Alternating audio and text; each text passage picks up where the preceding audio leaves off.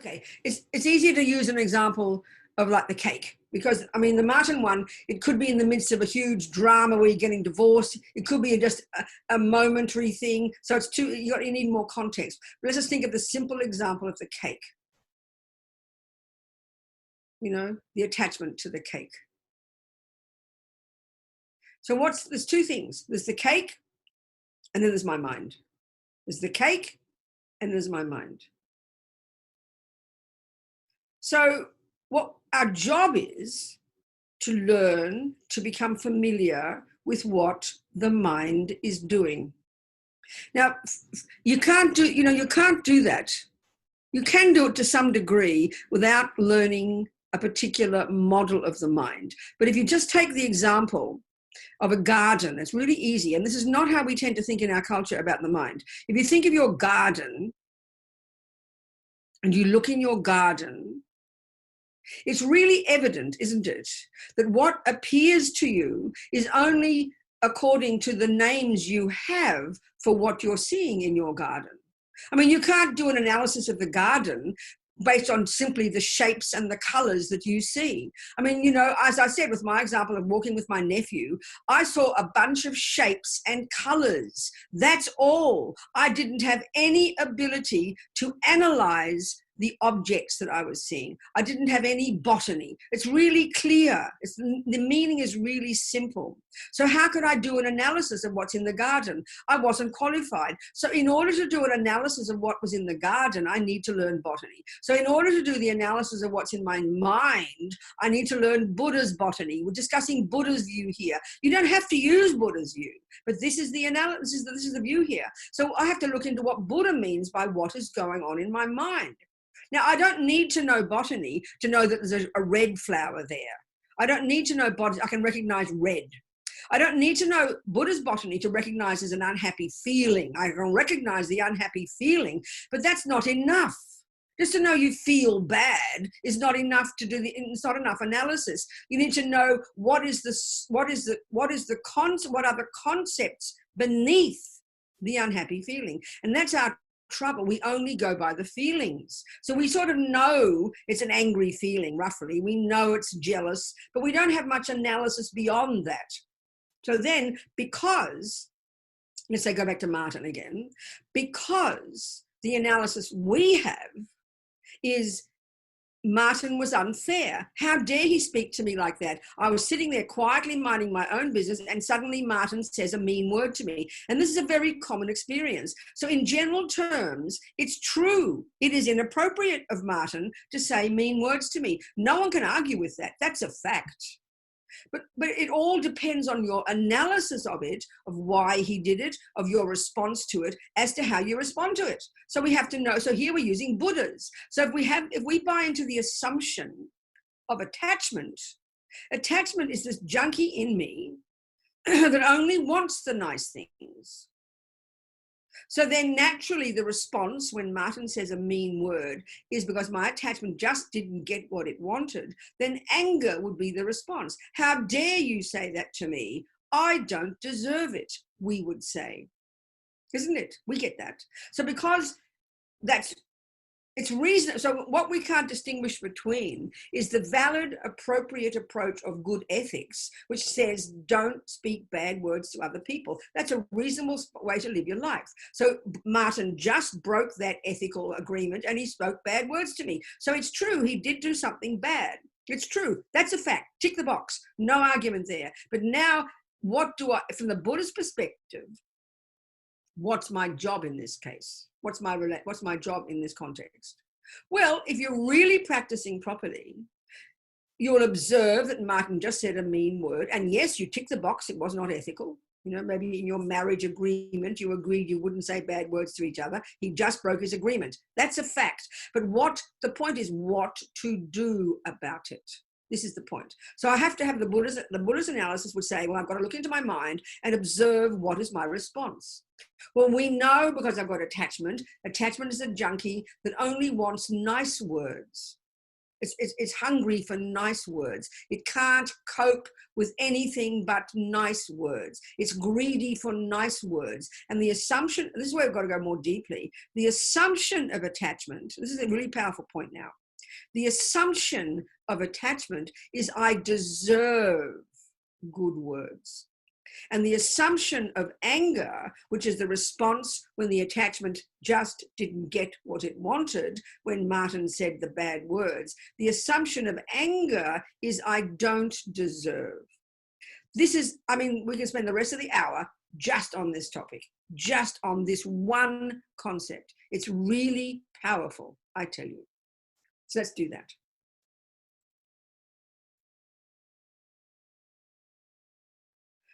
So like I'm saying, this attachment and this aversion, these two of the three toxic emotions, these three poisons Buddha describes, which are both the main voices of the root toxic emotion, ego grasping, ignorance that clings to the sense of I.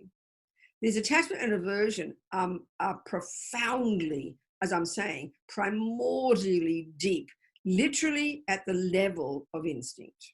So we can talk about them in a gross way, and we can begin to harness them in a gross way, like attempt to not follow the craving for the cake. Keep your hand in your lap. That's a good start.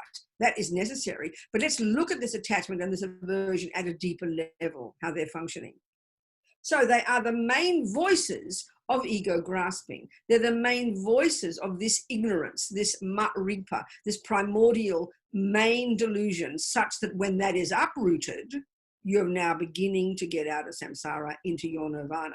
That's how that's so powerful. And that's the one about emptiness.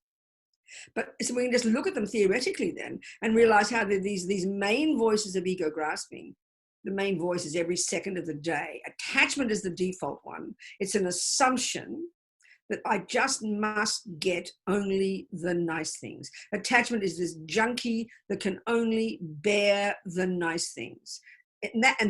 Another way of putting it is attachment is this junkie that only wants what I want. That's by definition what nice means, is what my view of nice, isn't it?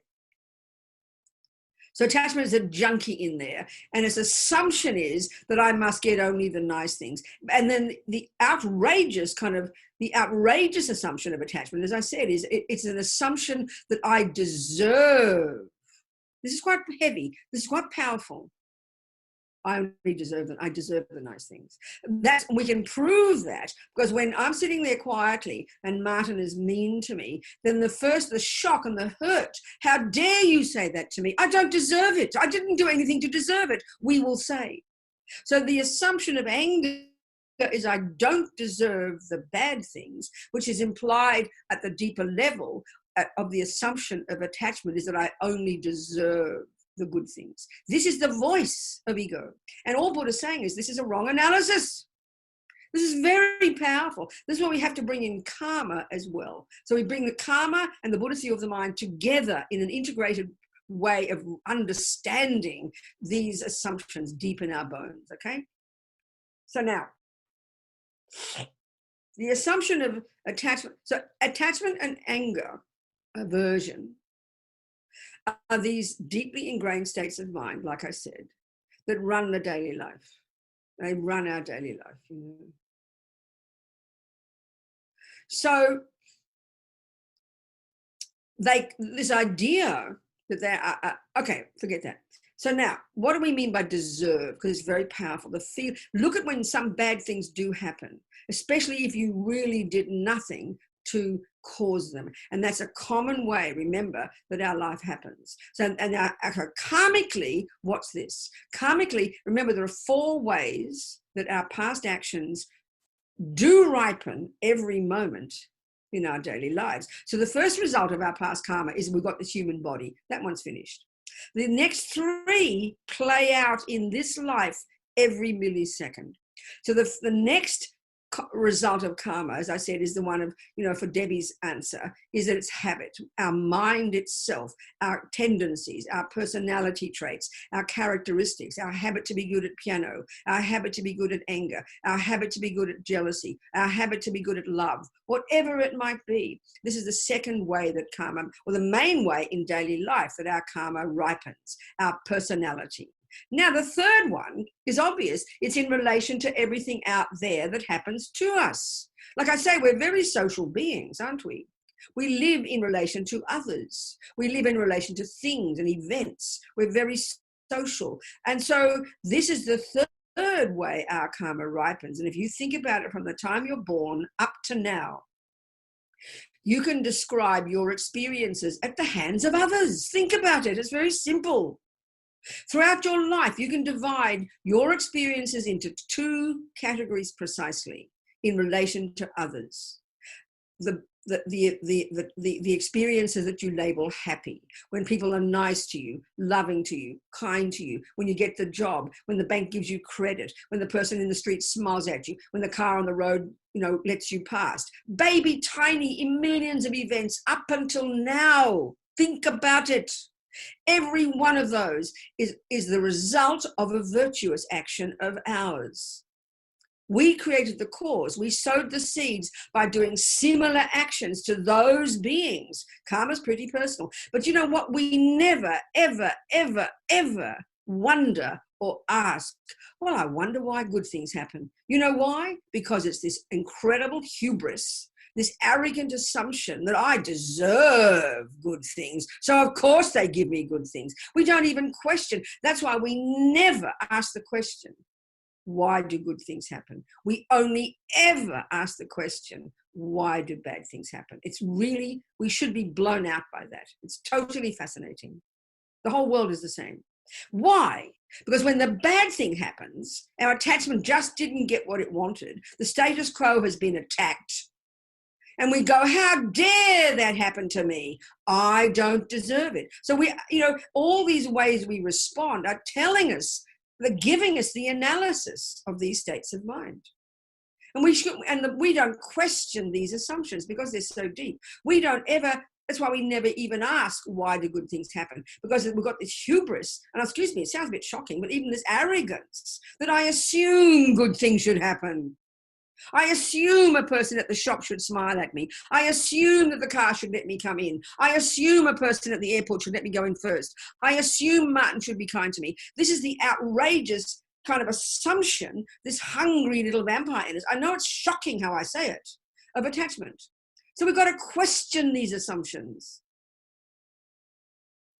So attachment is an assumption that I only deserve the good things, and attachment will do everything it can to get the good things. And then aversion is the response when it doesn't get it. And then we are shocked. How dare this happen? How dare you do that to me? I don't deserve it. And I'm not being critical here. What I'm describing is why we suffer. This is the voice of suffering. We're constantly bumping into things that won't be what attachment wants. So that's why we constantly suffer, because of our assumptions, not because of Martin's words. This is the part that's shocking. It's very fascinating. So let's look at these assumptions. Let's look at the false assumption of I deserve and don't deserve. It sounds kind of heavy, but you listen to it. So in other words, these assumptions are like, this is the whole way the ego grasping works, where the separate kind of person that's plonked on this earth, already this is the deepest mistake the Buddha says we make, that we assume someone else made us. We assume that someone else created me. This is the most bizarre view in the whole universe for Buddha.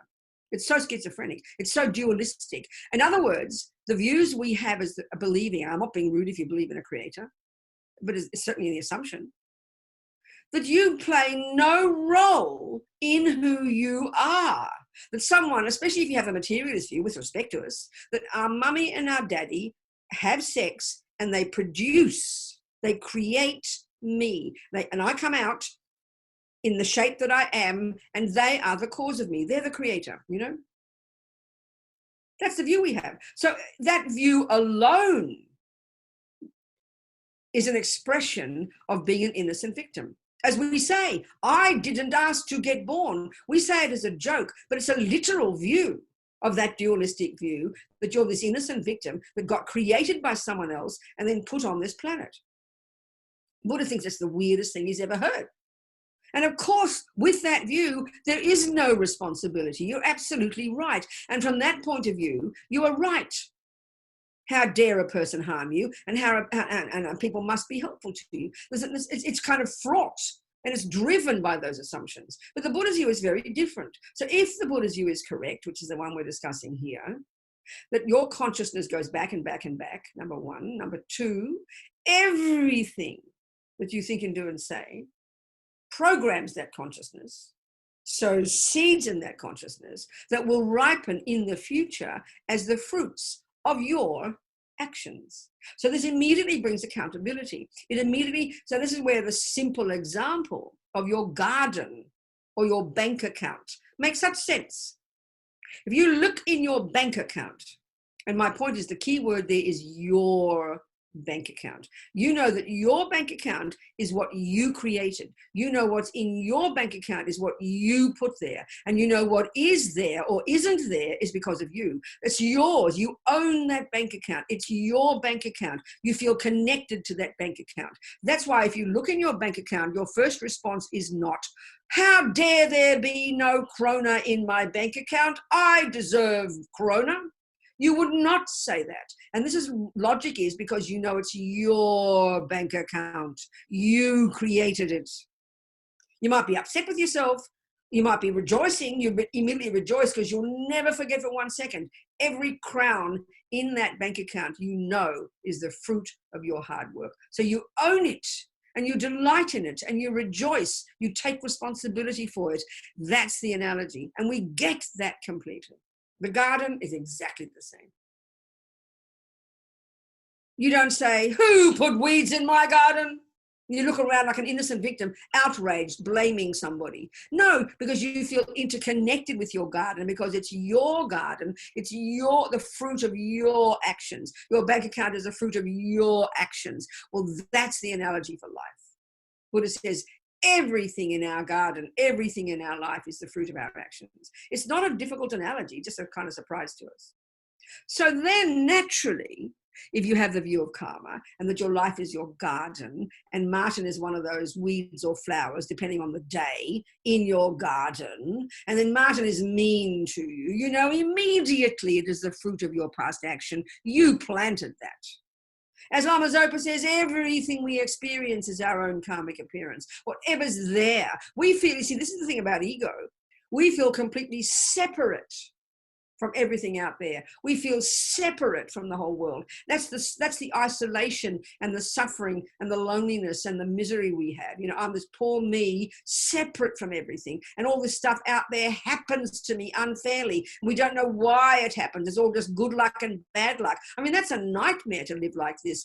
That's why we suffer so terribly, because there's no sense of connection with what's happening out there. We're this innocent victim. This stuff happens to me and I don't deserve it. Or the good stuff happens and we greedily demand it because we assume we do deserve it. But according to the view of if you don't ask to get born and you are just this innocent victim, I agree, it's you can say that. But if you created the cause to be who you are, and if you create the cause to meet the Martins who are kind and the Martins who are mean, then the whole dynamic changes. You learn to own responsibility for it. And therefore there's no concept of I do or don't deserve. That doesn't arise because you know it's yours. So in a sense you can say you deserve whatever you've got. Yes, you do deserve those dollars. But also, yes, you do deserve those weeds. That's heavy for us, but it's a logical statement because they're your weeds and they're your dollars. They're your flowers. So Martin's words are like these words coming back to me from an action that I have done. I sowed the seed. I created the cause. So now the karma is coming back like an echo. The flowers in the garden are like an echo of your past sowing the seeds. It's the fruit of your seeds. And this is why thinking about cause and effect, thinking about karma is a powerful starting point for helping us understand emptiness, dependent arising, that nothing has an intrinsic, separate, independent nature. Everything is interdependent. It can't not be that. So this is the most powerful way to help live our lives. Then we own whatever happens. It's the past action. So then you don't just sit there and go, oh, I must be a bad person. Look at all those weeds. I'm going to kill myself. No, it's a learning. Now you know botany, and now you identify weeds. Now you know you must have planted them. What an idiot. Let me pull them out. It's a proactive attitude towards it. It's like a dynamic attitude. It's an ownership, not self-pity. So that's the conclusion from karma, the action. What can I do about it? So that if you're really trying to practice, there's two things. One is karma, and one is the actual explanation of the anger itself, the actual dynamic of the anger and its relationship to attachment. So there's two things. So one is the karmic one. Uh-oh, there's Martin, my karmic appearance. If Martin is being mean to me, or if Martin is being kind to me, it's either the same logic. Botany refers to weeds and flowers. Then when he's nice to me, you see, so this is the point. If you're taking the view of karma, when he's nice to me, I won't just greedily assume he should be nice and eat it up as my right.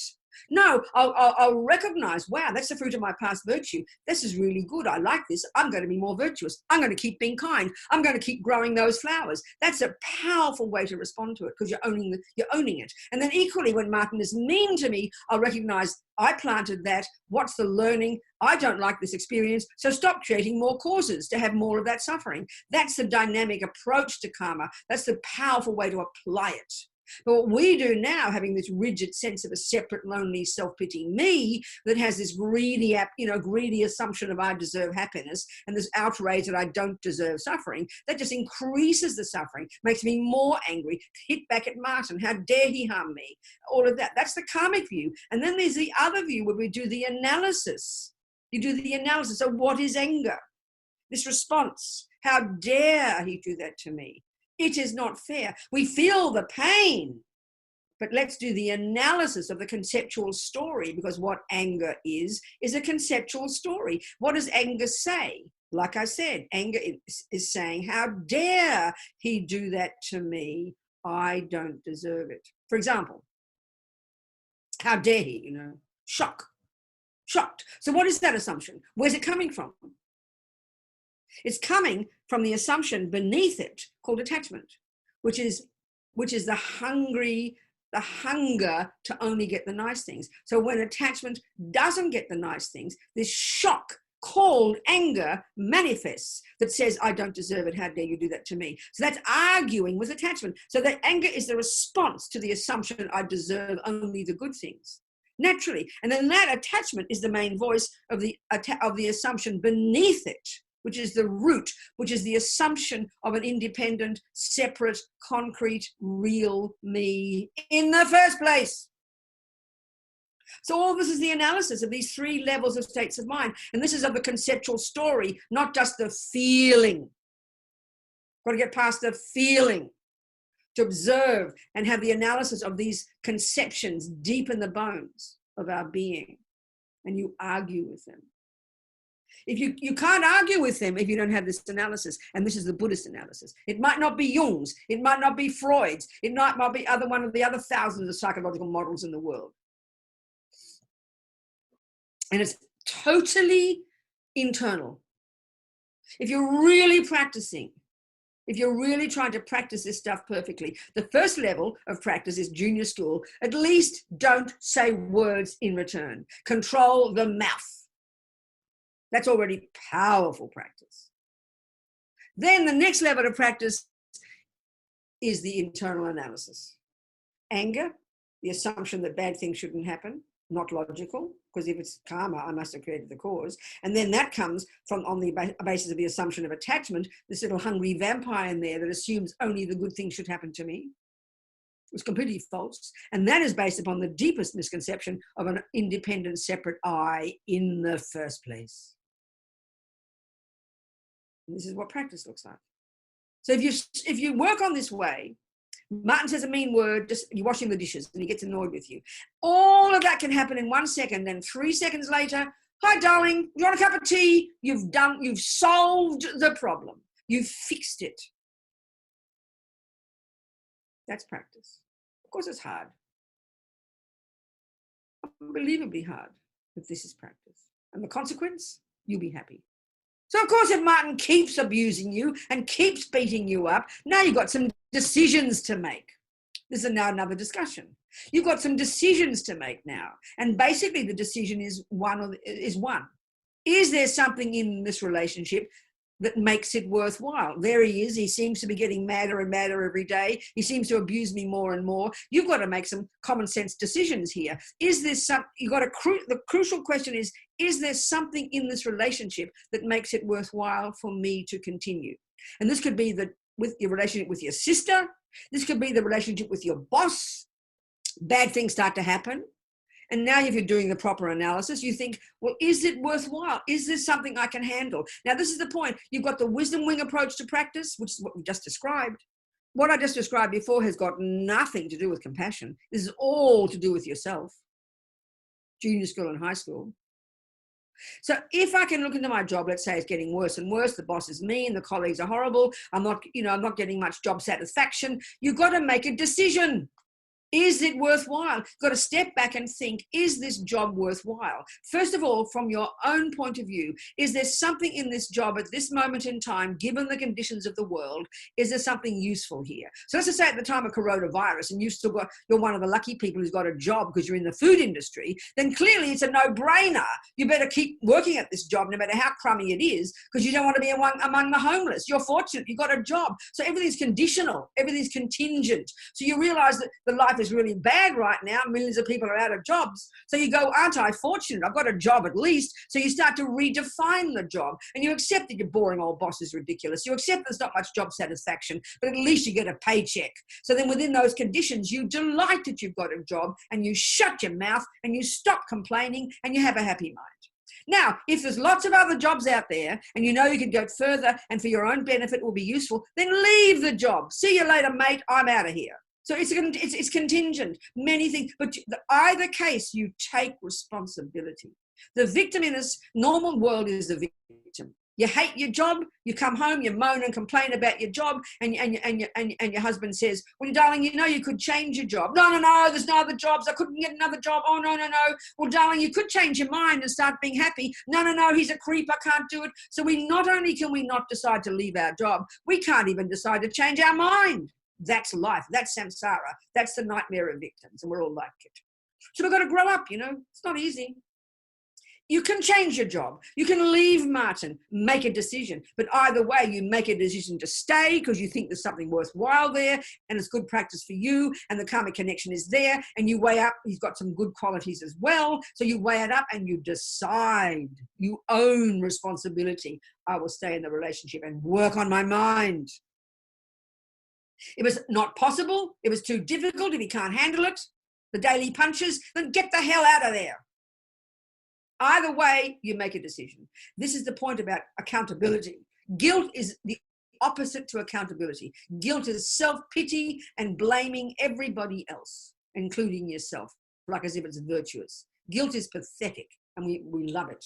One of our favorite ways of being is guilt, This is not easy stuff, people, but this is being a Buddhist.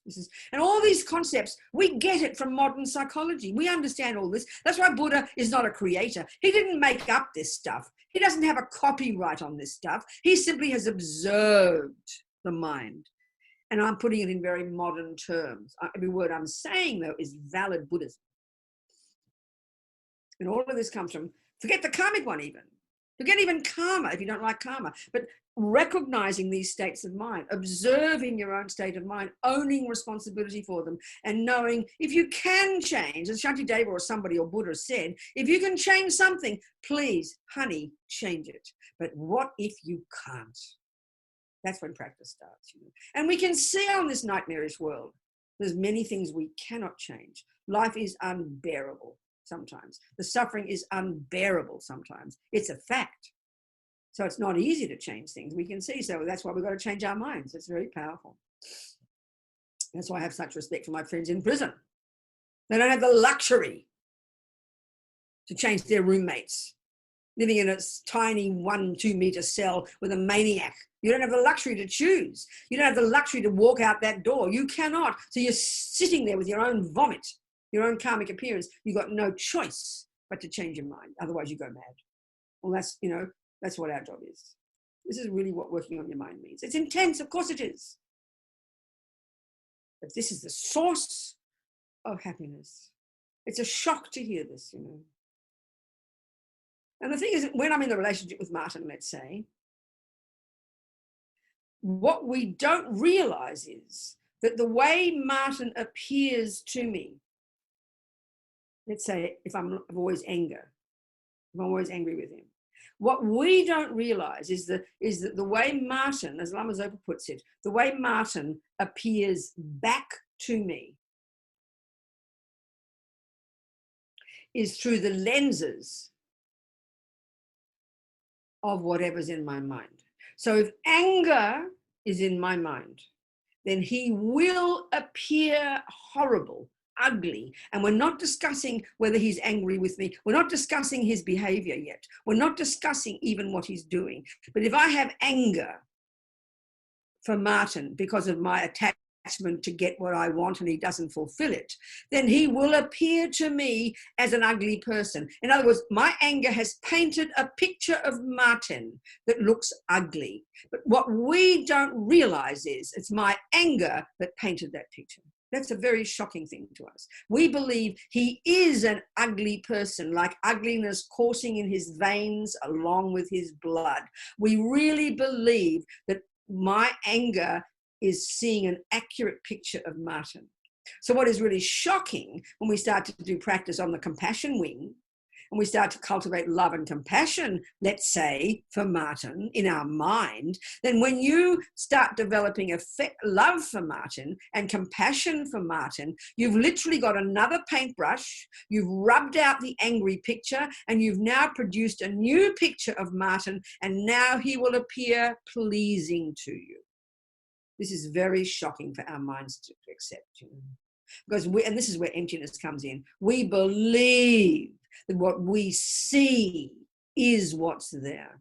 And that's the central point that Buddha's making. We see the entire universe through the lenses of all of our different dramas, you know. We can prove this. You have a person who's angry and you have a person who's patient, both observing the same scenario.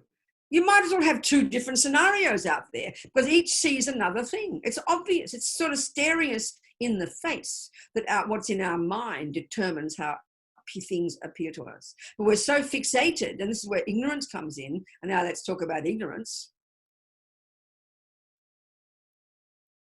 We have to finish in a quarter of an hour, don't we, Martin? Is that right? No, it's an hour and 15 minutes. So it's okay, good. Okay, good. This is, so then we'll go into so all this discussion about attachment and aversion, these are the voices of ego grasping. So what we're doing here is describing, what we're doing is implying ego grasping story. We think everything exists as it appears to us. So let's look at this one. Let's go to this one automatically, ego grasping. And this, of course, is the hardest one to observe, the hardest mistake to see, the most difficult, you know.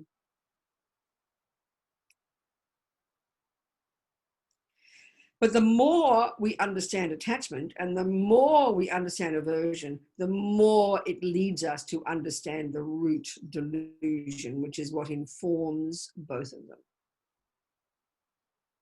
Okay, so this is the deepest assumption, the most primordial, the hardest to uncover, the hardest to recognize. But this is the one that finally gets us out of samsara into nirvana. So this ego grasping, if all these neurotic states of mind, if all these delusions, if their key function is to be misconceptions, to be false assumptions, then what is it misconceiving? Well, attachment over-exaggerates the deliciousness of Martin. Aversion over-exaggerates the ugliness of Martin. Well, ego grasping, which informs both of these, is over-exaggerating the very ontological status itself of delicious Martin or ugly Martin. It's assumed underneath those two. And it's there he is, in and of himself, out there, separate from me completely. There is intrinsic, definite, independent, ugly Martin, having nothing to do with my mind.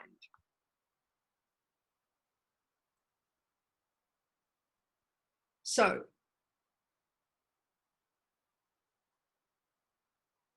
the really marvelous way to present this ultimate reality, this ultimate wisdom, as Tsongkhapa says, quoting Buddha, is in the framework of dependent arising. And in particular, in the framework of understanding the two truths, okay, the way Buddha's putting it. So he says everything in the universe is trillions upon trillions upon trillions upon trillions of phenomena in the universe. And we're creating ones every day, aren't we? New ones every day.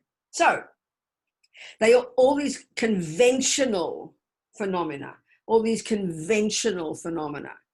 Then all these conventional phenomena have this conventional way of existing, and the shorthand for that is interdependence, dependent arising. That every single tiny one of those phenomena exists in dependence upon countless, in fact, causes and conditions. So these are words that kind of like are fairly evident to us. Yeah, we know that many conditions have to come together to produce a flower. We kind of know that. And we know everything that exists is like that, you know. But this is we've got to put this real meat on the bones of this philosophy to get to see the Buddhist point, you know. So, at the same time, Buddha's telling us that all these individual conventional phenomena actually lack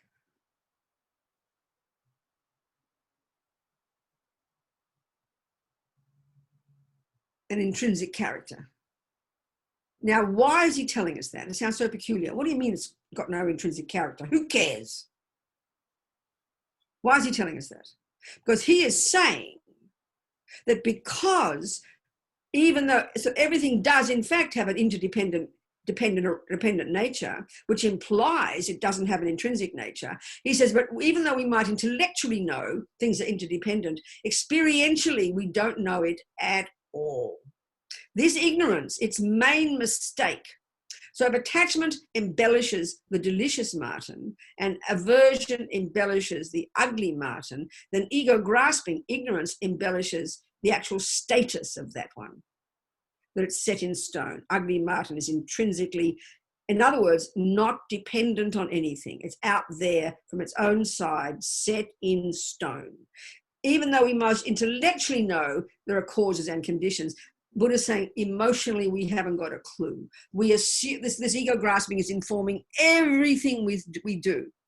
And it causes us to see everything out there set in stone from its own side, regardless of me, separate from me. Well, the Buddha's saying that's an impossibility. It's utterly impossible. It is impossible.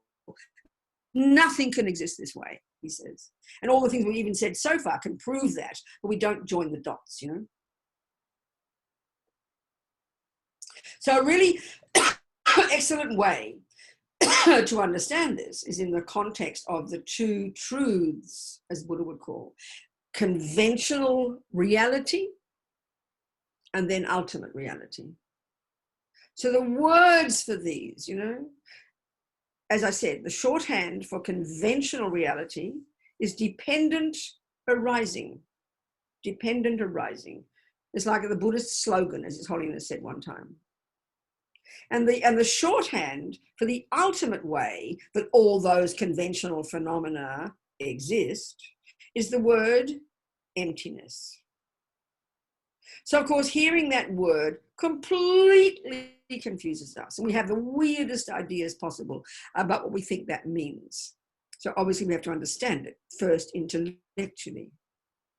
So the thing is, right now, Buddha, so okay, right, what Buddha's saying is these two truths, that everything has an interdependent nature and nothing has an intrinsic nature, everything has an interdependent nature, everything exists interdependently, everything exists in dependence upon this and that, therefore nothing has an intrinsic nature. These two actually are stating the same point, flip side of the same coin. But right now, Buddha says, because of this ego grasping, this root misconception, when we hear dependent arising and then we hear emptiness, we hear them completely separate. We've got the two extreme views now, Buddha says. And then the major mistake is we misunderstand the meaning of this word emptiness. It's one of the worst mistakes we can make. Everything gets wrong if we don't understand it properly. So everything in the universe has a conventional nature and has this ultimate nature. That's how they talk. And Buddha's saying, this is not something that he has made up and then painted on top of everything. This is his description itself of what he is seeing. This is the evident reality of everything that exists. He's simply describing everything that exists. And that's what natural law means. So a botanist isn't a person who comes along and then makes up a story and then plops it on top of gardens. A botanist is a person who has observed gardens and articulates the laws. Well, that's what emptiness is. That's what dependent arising is. It's the Buddha articulating what he sees is how things exist. Okay. So there are countless phenomena, conventionally speaking. So if at the moment, every conventional phenomenon we observe and cognize, we see them through the lenses of all these mistakes. So therefore we get them wrong. Therefore there's a disconnect between us and reality. Therefore we suffer. Then we have to change these misconceptions. It's very clear. So we started by first thinking about karma. Now we started by then thinking about the branch delusions, how they lie. Now we're getting to the root lie, one that informs all the others. So there are countless phenomena we can see. So let's just take the phenomenon called I, me, person. Those words are synonymous. Me, I, person. So all beings, Buddhas and sentient beings are all persons. A dog is a person. An ant is a person. An ant is a self. An ant is an I. These are conventional terms referring to a sentient being or a Buddha. We're not a cup. We're not a lamp. We're not a microphone. We're not a computer. We've got these names. We have to define them clearly. We have to see what the function is of that thing. We check that it is that. We tick the box and we all agree. And then we can discuss what a computer is. We can discuss a cup. We can discuss a person. So, okay.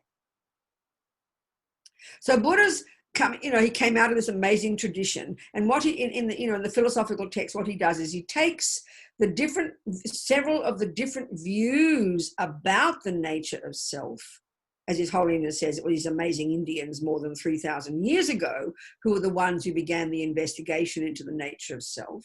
So Buddha takes at least kind of three of the prevailing views, or certain views, and he argues with them, and he presents the way he says things exist. So the very first one, the very first view, and this is the first and the second, a bit because I'm conflating these two, he's arguing with a view that says that there is in here,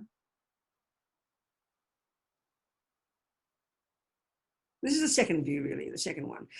Okay, this one, okay, the three views. The first one is that the Buddha is saying all the impermanent phenomena of the universe, this is the first level of dependent arising. And he argues with a view at the time that would state that there is something in there that's intrinsic and uncaused, called an Atman. The Christians call it a soul. The Greeks call it an essence. Buddha argues with that philosophical position. He says there can't be such a thing. So the next one is more subtle, And this one goes, the second level of dependent arising. So the first one is that everything that exists is the product of causes. And any one phenomenon has millions of causes. You won't find that phenomenon, like a cup, in any one of the causes, because cup is nothing other than the culmination of all those causes. So the same with the self. That's why karma is a great example. The second one, and let's analyze this one, is that everything that exists is existing in dependence upon its bits and pieces, its parts. So we hear this and we can prove it's true, but we think, who cares? Like, what's it got to do with anything?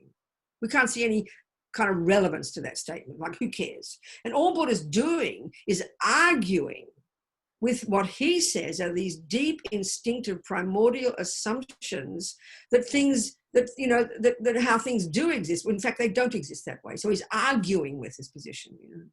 So the second one, we take the object called I, person, self, me. In this primordial mistake, and this is not even the subtlest mistake, this mistake of ego grasping is that in here, among all these parts, that everything is here, everything exists and depends upon their parts, their bits and pieces. So what we've got to do is do the analysis of, argue with the ego grasping's mistaken conception that in here somewhere, among all these bits and pieces that make up me, the body and the mind, in other words, we're made up of body and we're made up of mind.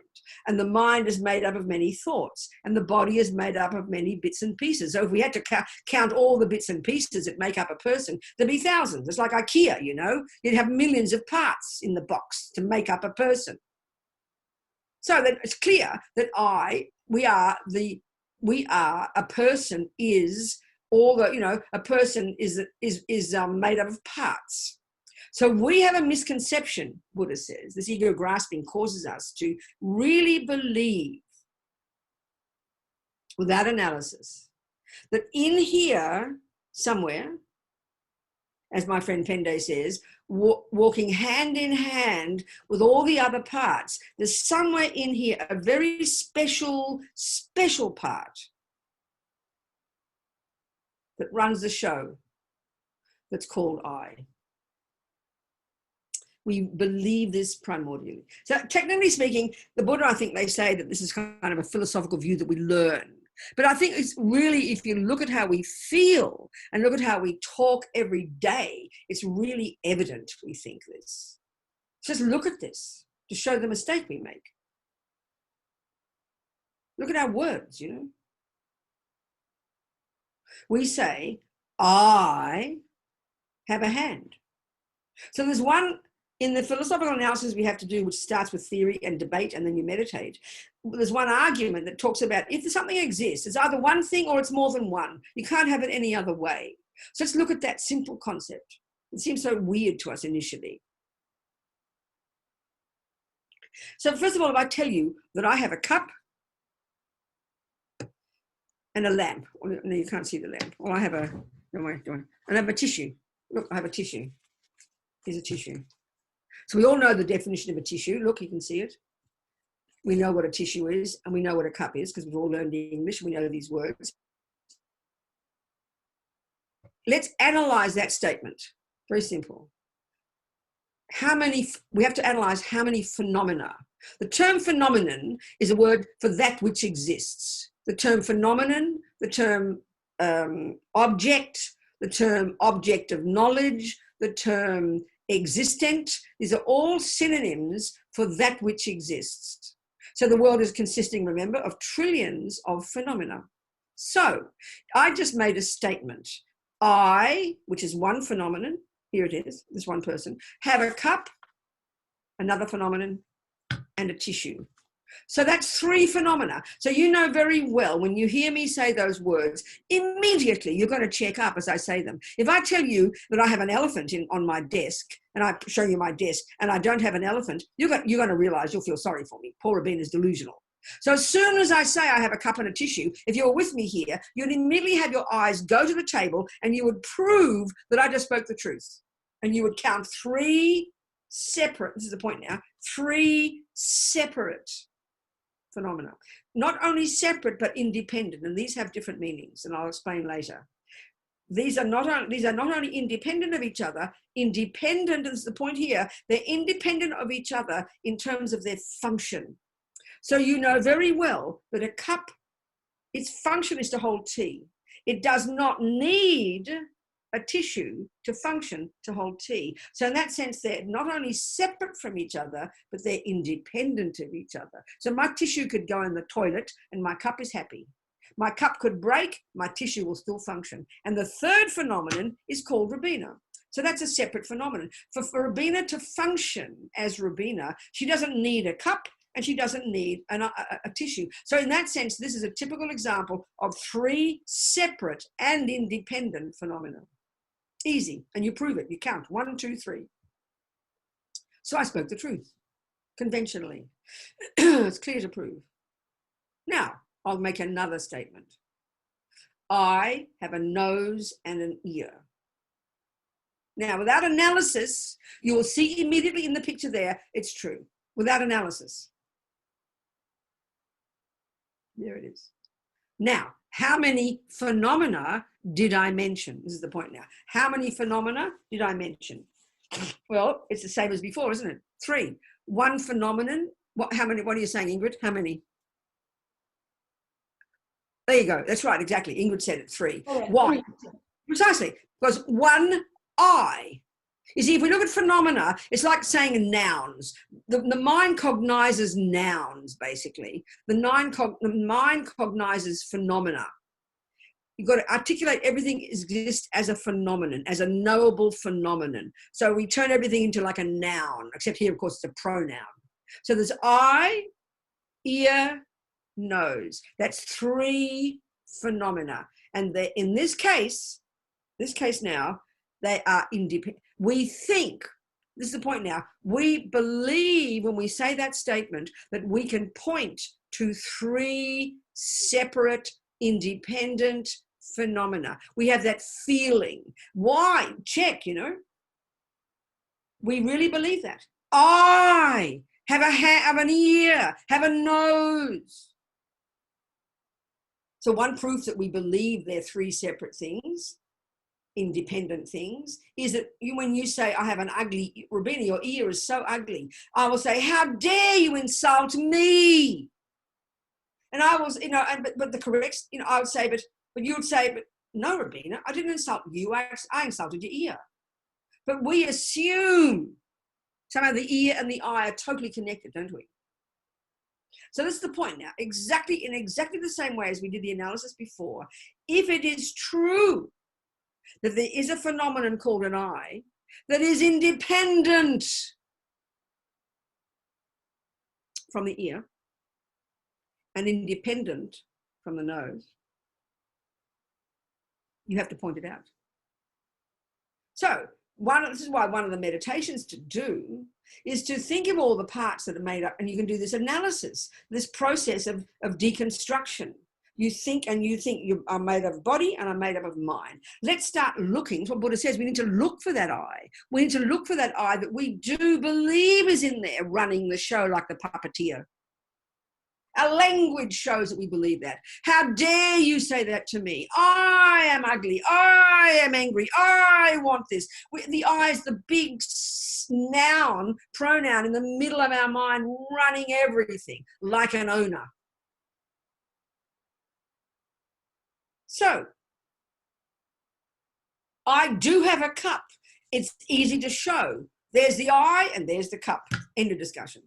Separate, in this case, separate and independent. But in the case of the ear and the nose, still the first one of independent, it's clear they can't be. Well, they're clear because if there were an ear, if there's an eye, start with the eye. And if it has got, there's an ear on Robina. There is an ear there.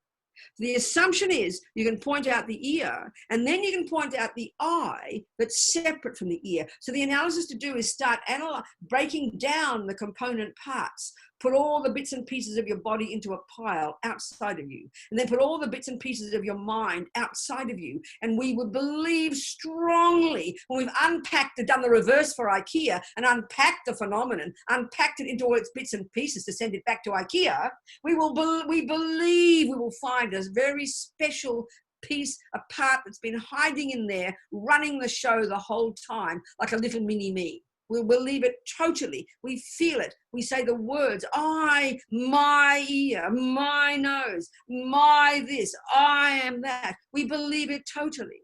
Buddha says, I'm sorry, not only will you not find a little separate independent I, you don't need one. This is the shock. So there's two things here. In the way that the cup is not only independent of Robina, it's also separate. But here, this is the point. The eye and the nose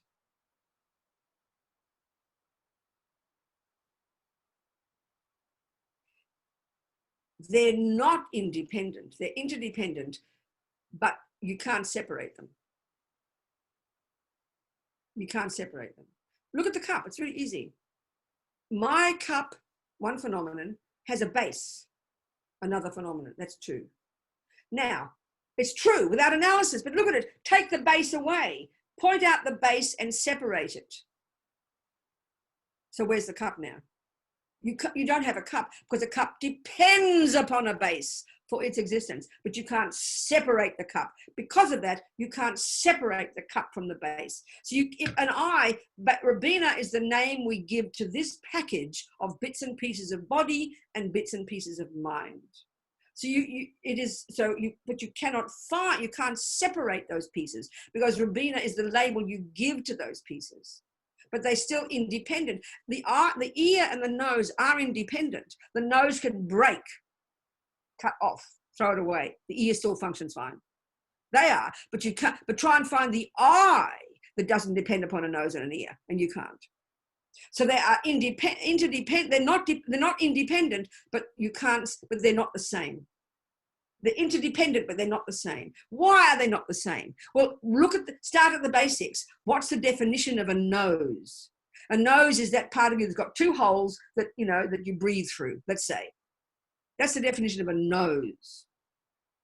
What's the definition of an eye? An eye is made up of bits and pieces of body and bits and pieces of mind. So how can the nose?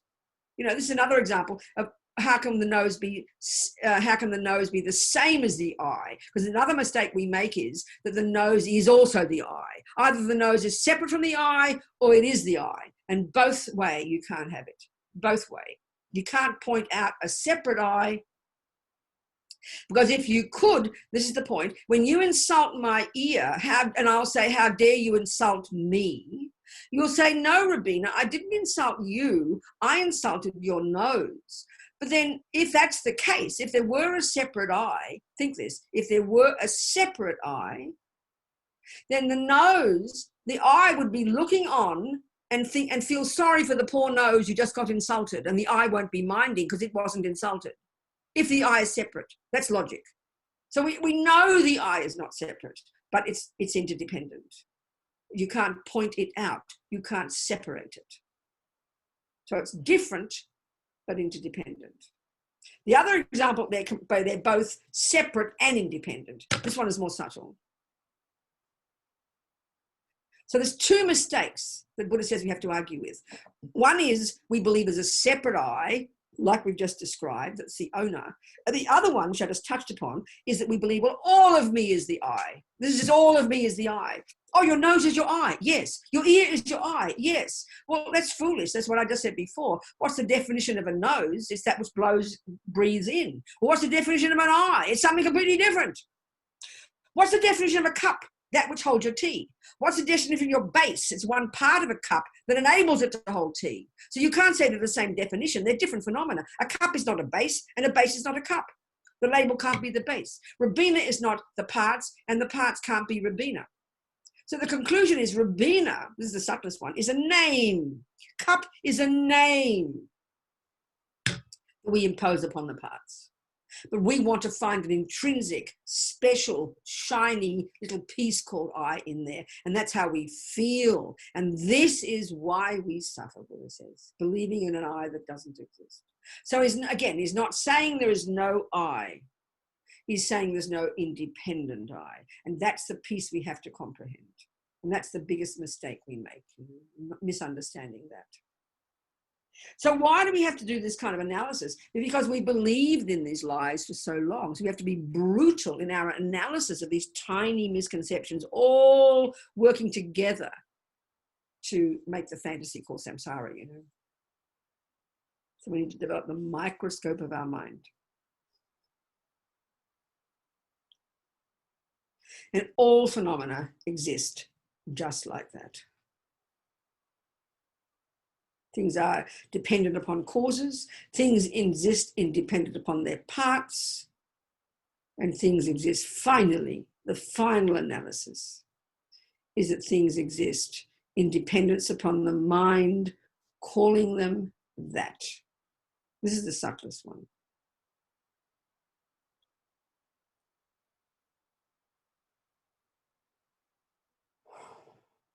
So the other thing that's important to understand, and every time we talk about this, I always do this, it's important, to try and let's get our head around the word emptiness, because we get very confused, you know. So, like I said before, when you study Buddhist philosophy, you first learn the terms that refer to the entire universe, all the contents of the universe. They're all phenomena. So there's several synonyms: a phenomenon, an object, an existent, an established base. That's at least 4.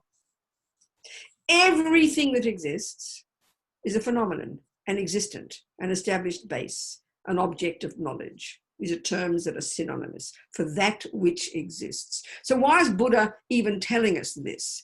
Very clear reason, because there's right now, because what he says is our mind, our capacity for cognition, has the natural potential to cognize that which exists without mistake. That's eventually what a Buddha's mind can do. So our job is then to learn to investigate the mind and discover the various concepts that aren't in sync with reality. So the misconceptions, and though those emotional ones we just described aren't the only ones, we have so many misconceptions about reality, Buddha says. A misconception is a state of mind that's not in sync with its object, with its referent object, with its object that it cognizes. So when I've got attachment for Martin, attachment paints on top of Martin, as Lama Zopa says, characteristics that he just doesn't possess. So, attachment makes up an extra Martin, exaggerates Martinness, as delicious and divine. So it's a misconception. It's not a valid, that object that attachment sees is not the object sitting on that cushion. There's a disconnect. So the mistake isn't the thing, the mistake is the mind.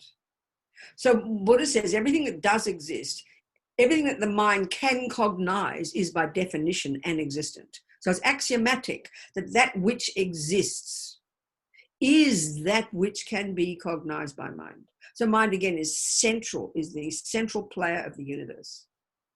So the way mind cognizes, they talk about how the mind is the subject, and whatever the mind cognizes is an object of cognition. That doesn't mean a physical thing.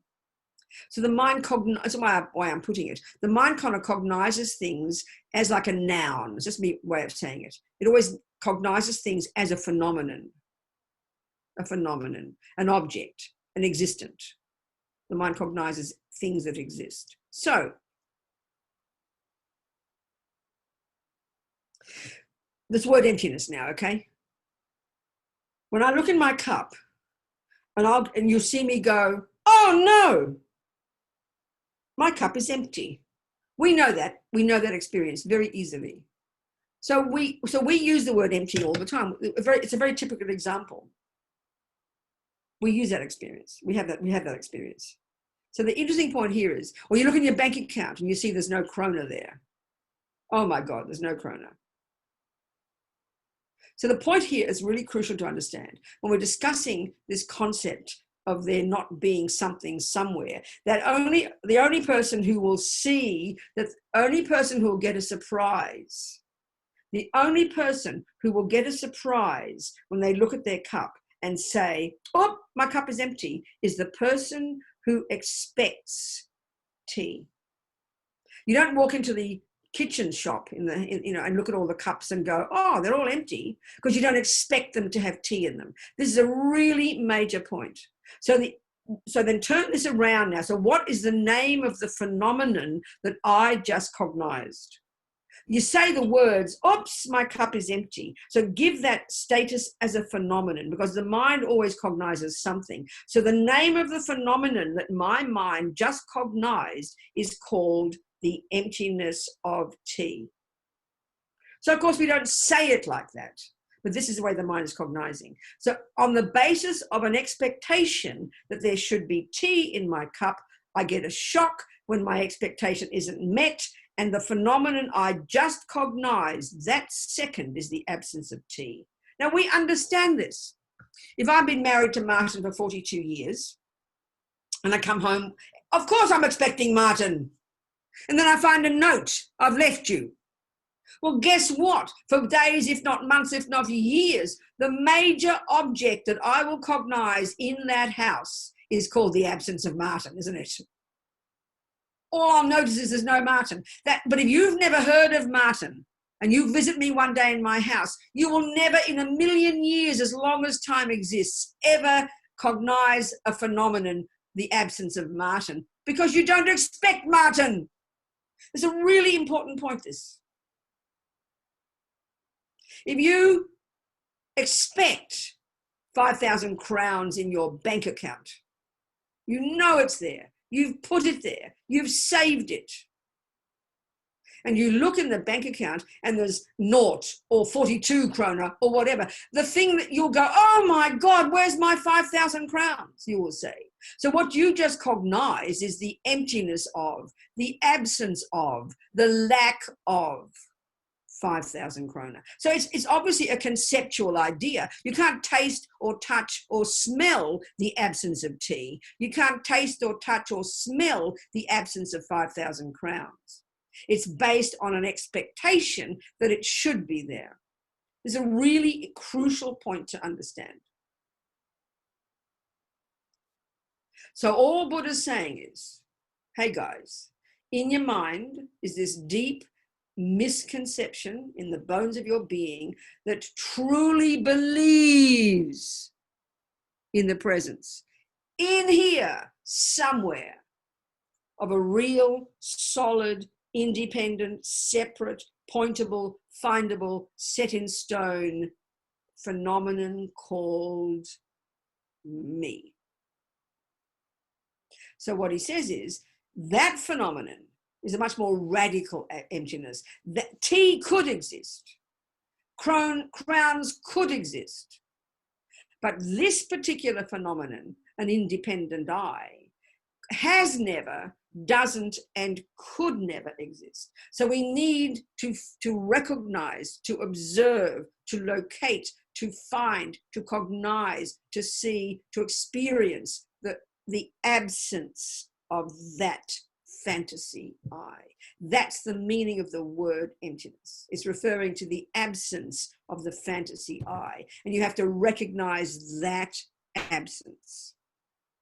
So the biggest mistake we make when we hear that Buddha tells us there is no I, and then you start searching and you chuck out all the bits of your body and you chuck out all the bits of your mind and you end up not finding an I. It's true, you will not find a piece called I. So then you conclude, oh, well, there's no I might as well kill myself. That is not the meaning of emptiness. It's a complete mistake. That's nihilism. As His Holiness says, it's not as if you just chuck out all the bits and end up with nothing. No, that's not the meaning of emptiness. It's literally true if you do the search and you chuck out the bits of the body and you chuck out the bits of the mind. It's true you won't find a bit called I sitting there. You won't find it. But that's not the meaning of emptiness. The meaning is, you, on the basis of not finding an independent I, the real conclusion comes. You just then realize the absence of the intrinsic I. It's a separate thought that follows. In other words,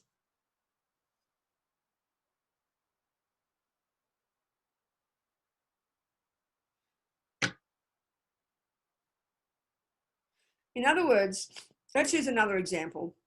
Okay, the good example, yeah, of the bank. Good, it's a good one, good example. Let's say, Martin expects 5,000 crowns in his bank. The presence of 5,000 crowns. He knows it's there. He's saved it. He sees it. He tastes it. He believes in the presence of 5,000 crowns. And he asks me to look in the bank for him. He gives me the password. And I have no expectation of anything. I'll just tell him the truth. Honey, there's no crowns in the bank. I'll see a zero and I will see the truth, and there'll be no drama for me. And I'll speak the truth and I'll say there's no crowns. So the object that I cognized is no crowns. That's like nihilism. There are no crowns. That's nihilism. And that's the truth. In this case, it's the truth. There's no crowns.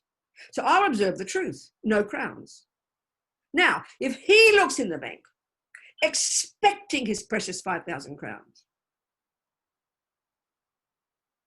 when he sees the shape and then he puts the meaning onto it of no crowns, the zero, he will get the shock of his life. And what he will cognize, the object that he cognizes on the basis of seeing the shape of a zero, the actual vivid, real, powerful object that his mind will cognize is the emptiness of 5,000 crowns. Can you hear that, you people? So look at the difference. I merely see no crowns. He sees the absence of 5,000 crowns. So they're two separate phenomena. He might notice the zero, but the thing that he cognizes is the absence of his precious 5,000 crowns. They're completely separate phenomena. So when you have chucked out all the bits and pieces, looking for this I at the subtlest level in your meditation, and you remove all the pieces, the realization of emptiness isn't merely, oh, there's no I. The realization is he will see vividly the absence of the intrinsic I that he has always believed is there. So in exactly the same way that zero is like nihilism and the absence of 5,000 crowns is another different phenomenon altogether. So here the same. It is true he will not find an I. That's like zero. That's like nihilism. But the object that he cognizes is the powerful recognition, the recognition that intrinsic I that he has always believed was there, never has been, isn't, and never could be. That's the realization of emptiness. And it's completely different from merely there is no I. When we understand this, we've got the two truths together. It's a really important point. Are we communicating here? Any questions? Yes, one question here, Venerable.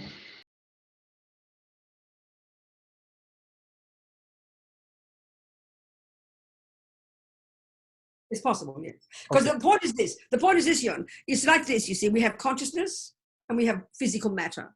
So what's interesting is I think it's helpful here to understand the Vajrayana system a little bit, the more sophisticated version of the physical universe. And they talk about the entire universe, all universes consist of minds, trillions of minds, mental continuums, mind streams, and then there is matter. That's it. And there are the four elements. So clearly in modern world science, we don't talk about earth, air, fire, and water any longer, but that is still the model that is used in the Buddhist one that is viable. The four elements. Matter consists of the four elements. So this system would say that all consciousnesses, all minds are inextricably linked to their own set of the 4 elements. It's just the way it is. So, as Lama Zopa says in one of the tantric teachings in the Kala Chakra Tantra, there are these detailed descriptions of the intimate relationship between internal and external phenomena. Meaning that at the subtle level, in our subtle physical energy, according to this Vajrayana model, and this is similar to the Tibetan medical system, we've got first we have the gross consciousness, which is all our sensory consciousnesses and linked to the physical body. And then we've got subtle consciousness, which is when we die, that once the breathing has stopped and the senses have ceased, we're not dead yet. We go to the subtle level and we have subtle consciousness. And that level and this is similar to when we dream, that subtle level of consciousness is inextricably linked to all these different wind energies. And the way it is, the subtle physical energy we have, we have a subtle nervous system of 72,000 subtle channels pervading our body, and throughout all those channels are coursing these different wind energies or prana. And then along with all these winds, inextricably linked to all these winds is our different states of mind. So as Lama Zopa says, when, for example, you are angry, that first of all produces the habit to keep being angry. You program your habit to be angry, but also because it's linked to those wind energies, it pollutes those wind energies, and that karmically, in an evolutionary karmic sense, eventually ripens for you as physical suffering, as sickness. And over a longer term, much, much, much longer term, it eventually manifests also, in rebirths, it manifests as a type of body because you pollute all your physical wind energies by your angry mind, your killing mind, and this and that. So that produces the cause for you, causes you to then run to an ant egg for a rebirth because that particular body is the karmic result of the actions you've done. And even longer term, it impacts upon the external environment, which is what causes the imbalance of the environmental, the 4 elements of the environment. So the action of killing, for example, can cause you to be reborn in an appropriate type of rebirth due to that habits, like, for example, a lion or something. Then second, you're born with the habit to keep killing. And let's face it, in a lion's body, you've got an excellent instrument to do the killing for you. Third, then also that impacts upon the external elements in some cases, and you don't all have all the same karmas, where the imbalance of the external elements due to killing is where you have sickness and you're harmed by others and the elements are polluted and the universe is meant to nourish you but harms you. So the entire way the universe is, the way the environment is, the bodies we have, and even the minds we have, all of this is programmed by our minds. And because of the relationship between these winds, the physical energy and the mind, then the mind is the one that drives the physical energy, pollutes it or purifies it. So that's how we can get new rebirths. I mean, roughly speaking, how we can take new rebirths. So yes, the answer is yes. And there are countless types of rebirth that we can create the cause to have. Happy rebirths with very blissful, radiant physical energy, or very suffering rebirths with very painful physical environments. And all of it's created by our past actions, yeah. Yes. Okay. Someone else.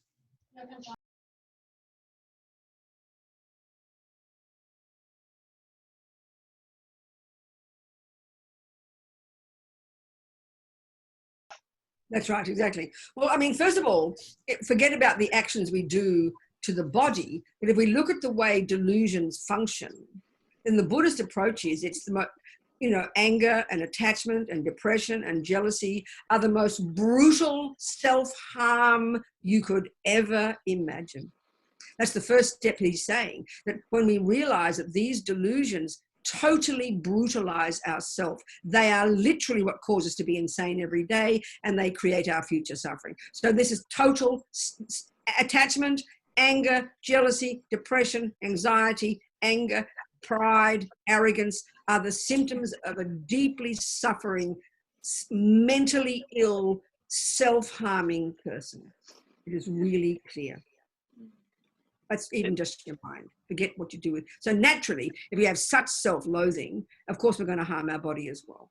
You understand what I'm saying? Is that creating bad karma seeds as well when you're harming yourself.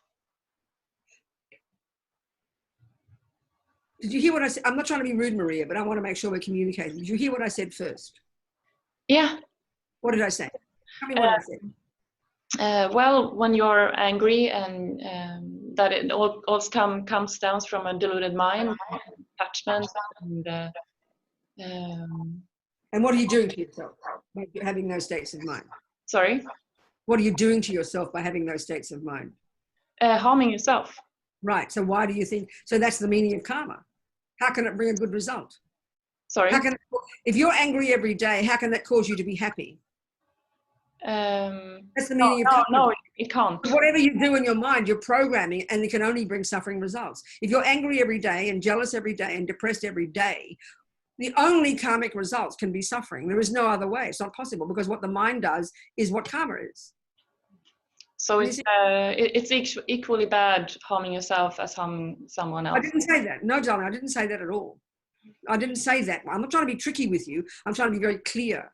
What I'm trying to get us to see that the very nature of ego grasping, attachment, anger, jealousy, anxiety, that we think are normal, that we think are normal parts of a normal person, and that we think are caused by other people being mean to us, and therefore we can't help doing it, and poor me, I'm innocent. The Buddha is saying, no, they're the most suffering, intense, painful states of mind that can only cause you to have suffering now, and can only cause you to have these habits in the future, and can only cause you then to do with things with your body and speech that will harm, that in itself, even if you never harm another person, you are only harming yourself. You're brutalizing yourself. And of course, eventually you will kill yourself, or you will harm yourself. There's no question. But because anger is intimately connected to angry with others, you're going to harm others as well. So of course it's negative, but it's not a question of is one. Of course some are less negative than others, but they're all in their nature negative, and all in their nature the cause of future unbelievable suffering is the general point I'm trying to make. Of course it's qualitative. If you kill 67 people or kill yourself, they're obviously different actions. They're clearly different actions. They're obviously different actions. One is more heavy than the other. But the general point I'm trying to make is the starting point is that the delusions in themselves are self-harm. That's what I'm trying to get, the most fundamental point. And then naturally, with some people, it manifests as directly physically harming yourself. But generally, look at the world, these delusions manifest not only as harming ourselves, but we also happen to harm others. So it's just this evolution of them all. That's what I'm trying to get at, the big picture of them. Do you think I'm answering your question? Yes, that did. Thank you. Oh, good.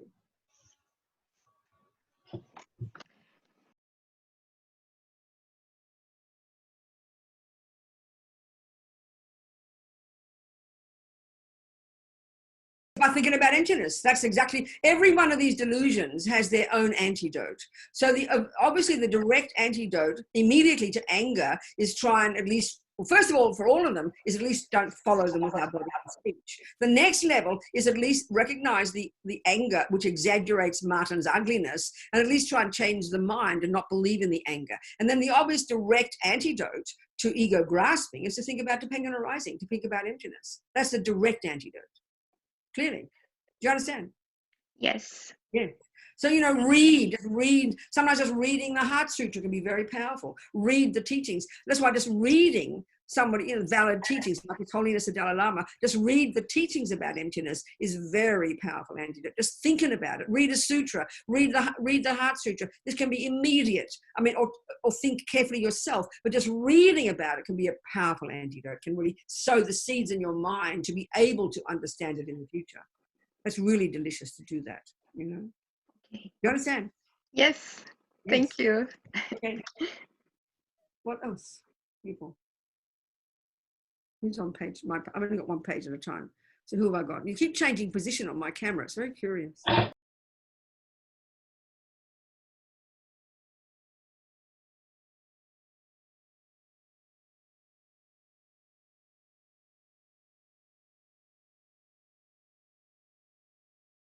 I understand. It's a really excellent question, Anila. It's perfect. Yeah. It's perfect question. Yeah. So from the final ultimate point of view of emptiness, the final meaning of emptiness, the one that's the subtlest meaning, and such that when we've got that, we cut the root of delusions, is that nothing exists in and of itself from its own side, independent of the mind calling it that.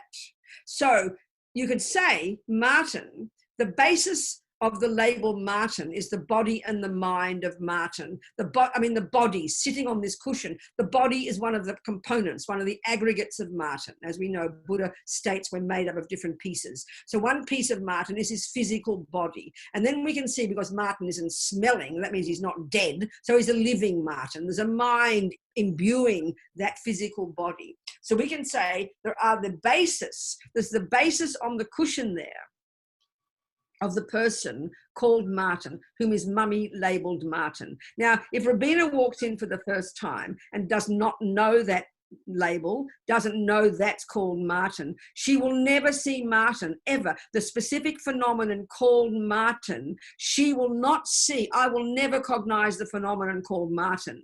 That proves that there's no Martin there intrinsically. There's the basis of the label Martin. That's there before I walk in the door, no problem.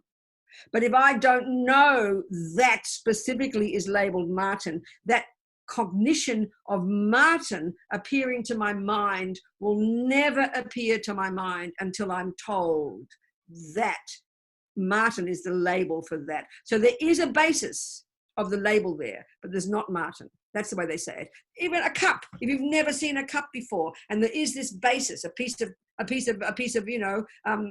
clay sitting on the table. That piece of clay is there, and it was there before I walked in the room. But I will never see the phenomenon called cup until I'm told it's a cup. So the mind, when we say cup, we conflate, we confuse, we mix completely the concept of cup with the base, with the clay and the handle and the paint. We don't see there's two different phenomena there. We just see there as one. And we assume cup comes from the side of this clay, vibrating cupness at me. No, if it were intrinsically a cup, if that clay with a handle and a base were in its bones, in its nature, a cup, then the moment my eyes see this shape and color, I'll go, oh, there's a cup. But I won't do that until I'm told the label for this is a cup. So that's what it means. There's no cup from the side of the cup. There's a base there. You can't say that. It's not. There's a base there, but cup is the label we put upon that base, and they're separate things. But we conflate Martin with the aggregates. We conflate, we make them the same thing, and that's the mistake. Can you see what I'm saying? Yeah, thank you. Good. That's just the analysis we need to do. So this is really, again, it's proved. If I'm in love with Martin, if I'm seeing him through the lenses of my attachment, those aggregates sitting on that cushion will appear delicious to me. And when I'm angry with Martin, those aggregates sitting on the cushion will appear like ugly Martin. Well, delicious Martin and ugly Martin, they don't exist without depending upon my attachment and my anger. It's really clear. So, but we assume the aggregates is the person. That's the point we have to see. The base is not the label. And the label, depending on our delusions, is the label we dump upon that base. Now we'll say, oh, well, at least there's some base there. No. Because now you analyze body. What is body? Body also is the label we impose upon the physical components. You will not find body there on the physical components, because body is the label for the put upon the physical components. Oh, well, there must be a mind there. No, mind is the label that we impose upon the different states of the thoughts and the feelings and the emotions. So then you go, oh, at least I've got some love. No, love is a label we put upon that moment of mind. Oh, at least I've got an ear. No, ear is a label we impose upon that part of the physical. So everything we point to, there is a basis for the label. You can't, and there's no person. But every time you, so then body, so cup is the basis of the, is the label for the basis here of the clay and the handle. Then handle is the label we impose upon its parts. And then, you know, and then clay is the label we want to put its parts. And then the pieces of the clay, and you keep going down to the subtlest atoms, and you'll always find a basis and a label, but you start to search and you will never find the basis. That's the analysis we have to do. Everything is merely labeled. So this is the point. Instead of concluding, therefore there is nothing, throw the baby out with the bathwater and become nihilistic, as Tsongkhapa says, don't fall into the abyss of the great mistake. Ah, well, nothing exists, might as well kill myself. No. The fact is, ultimately, there is no cup from its own side. But conventionally, the cup still holds your tea. That's it. These are the two truths together. As Lama Zopa says, when you've realized emptiness, it's as if there's no cup. But there is a cup. But what does exist is so subtle, it's as if it doesn't exist. And these are the two truths together that anchor us in reality, you know. So in other words, another way of putting it is expressed in the Heart Sutra. Basically, the Heart Sutra is Buddha. We should finish with the Heart Sutra, Martin. Oh, people mightn't have the Heart Sutra. Well, okay. I can pull it up in a bit. Okay, and people can see it on their screen? Yes, that should be possible. Wonderful. Okay, we'll finish in 15 minutes with the Heart Sutra. It'll be lovely. So let's okay, if you look at the Heart Sutra. Basically, the Heart Sutra is Buddha sitting there. This is a particular way that Buddha gave his teachings, apparently. He gave his teachings sometimes straight from his own mouth. At other times, he sat there in meditation, and then he channeled his thoughts into the minds and mouths of his disciples. So Heart Sutra is one of those examples. So it was taught at Rajgir, as we know, this little tiny place up the top on Vulture Peak. Now, and when you read the first verse of the Heart Sutra, it says, a great host was there, with Buddha, there was a great host of monks and a great host of bodhisattvas. So you visualize a lot of people. Well, if you've been up to Vulture Peak, you know it's a very small place. So I always wondered where they all sat. So I asked Geshe Dagpa in San Francisco, our Lama there, where did they all sit? He said, oh, what do you think? In the sky. So it's very sweet.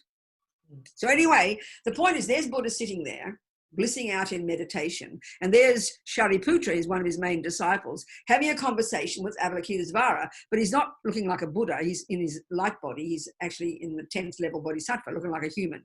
So they're having a conversation, but basically the conversation is Buddha's thoughts. That's how this sutra is expressed. So basically, they're going through all the different categories of phenomena according to the Buddhist view of the world, the entirety of the universe, and these different categories of phenomena. The first is the 5 aggregates, which is from Buddha's teaching about what makes up a person. Then you've got I forget the order now, I'm sorry, but you've got the next lot, 3 lots of the 18 constituents, they call it. The 6 senses, meaning the 5 senses and the mental consciousness, the objects of those 6 senses, and then a certain, what they call it, the 6 something else. It's like a subtle physical energy that's necessary. So those 18 constituents. Then you got the 4 noble truths. Then you have the 12 links of dependent arising, all the different categories of phenomena. And what Buddha's saying all the way through is from the point of view of emptiness, and this is taught from the point of view of a direct realization of emptiness in the mind of a yogi, from the perspective of a yogi having direct experience of emptiness, from that perspective, there is no form, feeling, this, that. Within this, there's no this, there's no that, there's no this. Now, the first bit says, he's taking the first of the 5 aggregates, which is called form. The 5 aggregates is just Buddha's way of breaking down into 5 components, the components of a person. So the first one is called form, and it's roughly speaking referring to the physical components. So Buddha says, form is emptiness. Form is empty. Emptiness is form. Form is nothing other than emptiness. And emptiness is nothing other than form. What this is a powerful way to present to us the two truths together, which guarantees we will never fall into the abyss of the great mistake. So it's not complicated, but let's just think about it, okay? What it means is this. Let's say, with Martin and his bank account, okay? So, okay. So we look in the bank account, and then what does exist in the bank account is, you know, is in reality, is the absence of 5,000 crowns. We've agreed, hasn't it? He's expecting 5,000 crowns. That's the name of the very specific phenomenon that he went looking for and that he found the absence of. It's very specific, okay? It's very specific. Not just no crowns. It's very specific. So you could, so if there were 5,000 crowns existing, where would those 5,000 crowns exist? And this is not a tricky question. It's very simple. If there were 5,000 crowns existing, where would those 5,000 crowns exist? I'll tell you, in the bank. Do you accept that? It's very simple, isn't it? Not complicated. If there were 5,000 crowns, you don't just go, oh, I've got 5,000 crowns somewhere in the sky. No, in his bloody bank, right? So he opens up his bank account. So you have a bank account and you have what it contains. There are two phenomena there. Can you hear that? And so in that bank account, you would find the presence of 5,000 crowns. That's reasonable.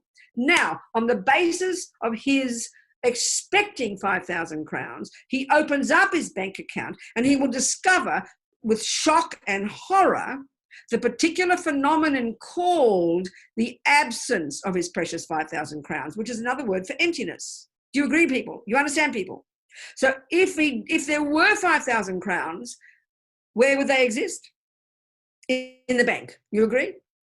And he discovers in his bank the absence of 5,000 crowns. So the name of the phenomenon called emptiness of 5,000 crowns exists exactly where he thought his 5,000 crowns existed. So therefore you could say, wherever there is Martin's bank account form, something that does exist, there does exist the presence of the absence of 5,000 crowns. And wherever you find the absence of 5,000 crowns, that will be exactly where you will find the bank account. So in other words, form, wherever there is form, there is emptiness of inherent form. And wherever you find the emptiness of inherent form, you will find form. This is the two truths together. You can't have one without the other. This is the two truths. It stops us from sailing into the abyss of the great mistake of nihilism. So form is emptiness. Spelling it out, it means wherever there is Martin's body, conventionally speaking, right there you will find, right on Martin's conventional body, you will find right there the emptiness of inherent Martin's body. So in absence of inherent Martin's body exists exactly on the conventional body. So wherever there is form, there is emptiness of intrinsic form. Wherever there is emptiness of intrinsic form, you will find form. They cannot be separate. In other words, emptiness of inherent existence is the characteristic of every single phenomenon that does exist conventionally. It's the two truths together. You know? These are the words we have to learn to become familiar with. And then we'll never get confused about emptiness. You know? Okay? So why don't we read the Heart Sutra and we'll finish. I'll just pull that You up. put it up? Yeah. Okay, okay. We'll read it all together. Which version have you got? I got it from, let me just share the screen. I got it from the, oops, where did I go? Sorry. Which version is it? It's the one from The prayer book, fpmt. Yeah. Okay, let's read it together. Let's just read it together, or just listen and contemplate. You can decide what you prefer to do. You can just listen and contemplate, just hear the words and feel the blessing of Buddha's words, okay? Just feel the blessing of Buddha's words, and you can contemplate the meaning, or you can say it with me as you decide. You decide. And just know, even though we might not understand it, it'll go into our minds, and that's marvelous. Okay. And we'll contemplate the meaning slowly. Just say the words, put the impression in. Okay, good. I prostrate to the Arya triple gem. Thus, so try and imagine, we're at Vulture Peak, this marvelous little place right up high, 4 little walls around. We're sitting there, and the Buddha's there in meditation, and he's channeling his thoughts, and they're coming out the mouth of Shariputra and Shantideva. And the place is full, including in the sky, of all the different holy beings and ordinary beings. Thus did I hear at one time, the Bhagavan was dwelling on massive Vulture Mountain in Rajagriha, together with a great community of monks and a great community of bodhisattvas. At that time, the Bhagavan was absorbed in the concentration on the categories of phenomena called profound perception. Maybe turn the mic off. Yeshe, Martin, turn the mic off. That's better. Then you can all hear yourselves say it. Okay. I mean, here individually is better, otherwise the noise is difficult. Sorry, I didn't mean to be rude. At that time, the Bhagavan was absorbed in the concentration on the categories of phenomena called profound perception. Also at that time, the Bodhisattva, Mahasattva, Arya Avalokitesvara looked upon the very practice of the profound perfection of wisdom and beheld those 5 aggregates also as empty of inherent nature. Then, through the power of Buddha, the Venerable Shariputra said this to the Bodhisattva, Mahasattva, Arya Avalokitesvara. How should any son of the lineage train who wishes to practice the activity of the profound perfection of wisdom? He said that, and the Bodhisattva, Mahasattva, Arya Avalokitesvara said this to the Venerable Shariputra. Shariputra, any son of the lineage or daughter of the lineage who wishes to practice the activity of the profound perfection of wisdom should look upon it like this, correctly and repeatedly beholding those 5 aggregates also as empty of inherent nature. Form is empty. Emptiness is form. Emptiness is not other than form. Form is also not other than emptiness. In the same way, feeling, discrimination, compositional factors, and consciousness are empty. Shariputra, likewise, all phenomena are emptiness, without characteristic, unproduced, unceased, stainless, not without stain, not deficient, not fulfilled. Shariputra, therefore, in emptiness, there is no form. So that means in emptiness, meaning from the perspective of the yogi in single-pointed concentration, absorbed in the experience of emptiness. From that perspective, there is no form, no feeling, no discrimination, no compositional factors, no consciousness, no eye, no ear, no nose, no tongue, no body, no mind, no visual form, no sound, no odor, no taste, no object of touch, and no phenomenon. There is no I element and so on, up to and including no mind element and no mental consciousness element. There is no ignorance, no extinction of ignorance, and so on, up to and including no aging and death, and no extinction of aging and death. Similarly, there is no suffering, origination, cessation, and path. There is no exalted wisdom, no attainment, and also no non-attainment. Shariputra, therefore, because there is no attainment, bodhisattvas rely on and dwell in the perfection of wisdom, the mind without obscuration and without fear. Having completely passed beyond error, they reach the endpoint of nirvana. All the Buddhas who dwell in the 3 times also manifestly, completely awaken to unsurpassable, perfect, complete enlightenment in reliance on the perfection of wisdom.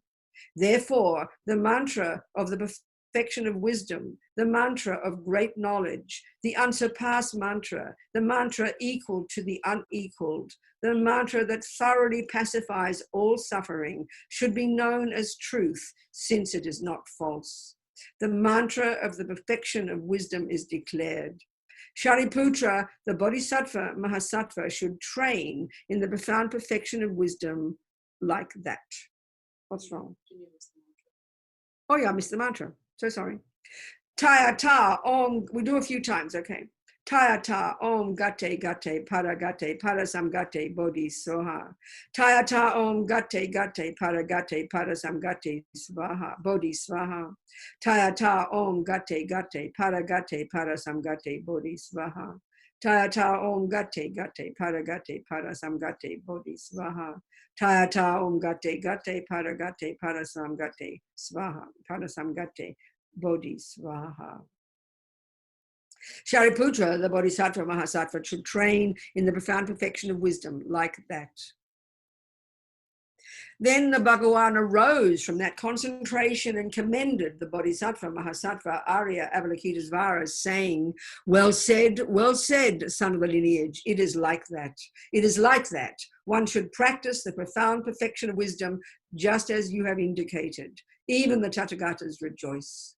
The Bhagavan having thus spoken, the Venerable Shariputra, the Bodhisattva Mahasattva, Arya Avalokitesvara, and those surrounding in their entirety, along with the world of gods, humans, asuras, and Gandharvas, were overjoyed and highly praised that spoken by the Bhagavan. Thank you. There, Martin. Take it off again so I can see each other. That's wonderful. So any questions from that before we finish, sweethearts? Any questions? Anything at all? Any old question? Did I answer things? I mean, were there any more questions left over, Martin, in your list? Venerable Robina. Where are you, darling? Debbie. I'm right here. Yes. Yes, good, darling. Talk to me.